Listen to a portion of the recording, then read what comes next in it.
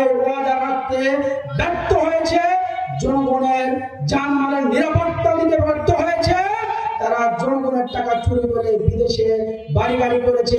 আমরা আগামী নির্বাচনে তাদেরকে লাল কার্ড দেখাতে চাই। আপনারা কি রাজি আছেন?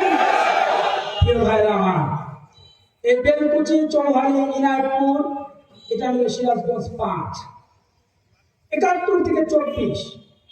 এই বেলকুচি, চৌহালি, ইনায়তপুরের মাঝ দিয়ে বয়ে যাওয়া যমুনা নদী, এই যমুনা প্রত্যেকবার যমুনা বন্যার আগে এবং পরে ভাঙনের শিকার হয়।